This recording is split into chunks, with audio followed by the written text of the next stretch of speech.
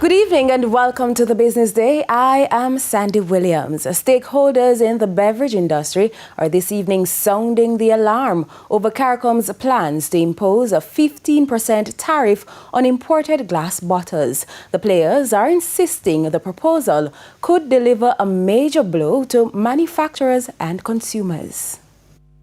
At a time when businesses across the world are already grappling with rising operational costs and uncertainty in the global trading environment, another potential challenge is emerging in the region. TVJ News has learned that Caricom is considering a 15% tariff on imported glass bottles based on a determination that regional manufacturing capacity can satisfy more than 75% of. Diane Ashton Smith is the chairman of the Jamaica Alcohol Beverages Association and head of corporate affairs at Red Stripe. We're not against regional manufacturing. What we are about is to suggest to our governments and our advocates interrogate this a lot more. It's all well and good we can theoretically say that 75% of the market can be supplied.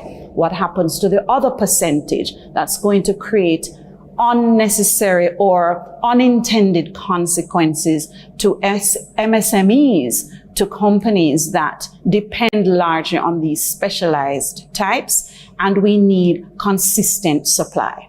Supporters of Caricom's proposal argue that the measure could help strengthen regional manufacturing. However, JABA and other stakeholders in Jamaica believe the proposal could create more challenges. So if it is that there are certain bottles we can't get from our regional supply, it means we're going to have to import extra regionally. Now with a 15% increase, that is going to have an increase on our input costs.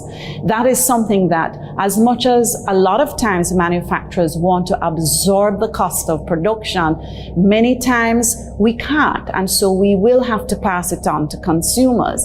So it's going to affect pricing. It's going to affect also supply of the products that our consumers absolutely love.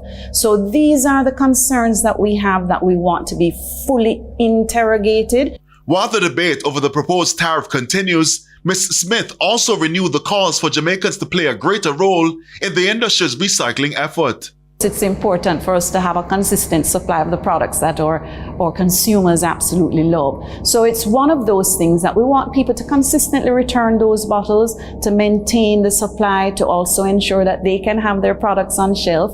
Two, it's also about the quality of storage. A lot of times people fling them under the cupboard or have them in the garage, so it does collect. And of course you have the whole thing of cockroaches and pests. So we urge our customers or consumers to look at how they store these bottles and consistently return them to us. The JSE index advanced by 115 points today, while the junior market index declined by 5 points. The winners were led by Main Event Entertainment Group, Caribbean Assurance Brokers, 138 Student Living, Jamaica Variable Preference Shares, Lumber Depot, and Epley Caribbean Property Fund, while the losers were led by Mayberry Group, MFS Capital Partners, Productive Business Solution, US Dollar Shares, Caribbean Cream, and QWI Investments, 13 stocks traded firm. At the end of foreign exchange trading, banks and cambios were selling the US dollar for an average $158.78. The Canadian dollar is being sold for $115.51. The pound is going for $214.84, while the euro is selling for an average $187.38. And that's the Business Day. I am Sandy Williams. Good evening.